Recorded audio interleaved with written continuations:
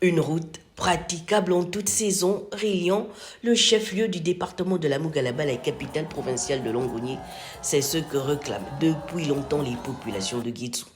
La route sera un véritable vecteur de développement pour une localité qui manque de tout: structures sanitaires, établissements scolaires, accès à l'eau potable, électrification des ménages, éclairage public, pour ne citer que cela.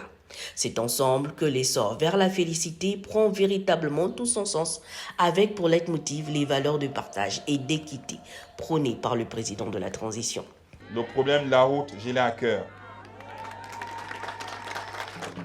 Guédiou est coupé de la télévision, de Internet.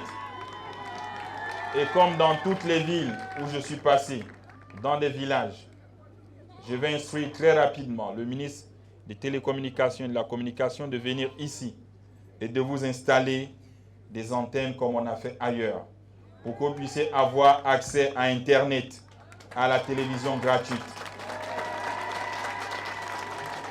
Je sais que la route Mouila-Guédiou, c'est 84 km de route. Oui. Et depuis longtemps, il n'y a pas eu de travaux d'entretien. Nous allons lancer ces travaux d'entretien.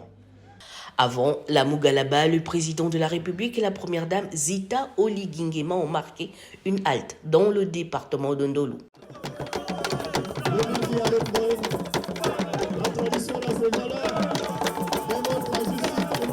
Le chef de l'État vient raviver les espoirs et les perspectives dans cette région aux multiples ressources naturelles qui participent à la croissance économique, mais dont les populations réclament une juste répartition pour son développement et pour son bien-être, des requêtes somme toute légitimes pour le président de la transition. Promettre pour promettre ne fait pas partie du logiciel du CTRI. Le Gabon est un vaste chantier sur lequel nous devons avancer ensemble, dans la paix, la discipline et la cohésion. Voilà pourquoi j'appelle ici à la cohésion de tous, de fils et filles du département de Ndolo, pour qu'ensemble, on puisse réaliser ce que vous avez demandé. À Guédiou, tout comme à Mandji, le principe est clair: faire le moins de promesses possible et laisser place à l'action.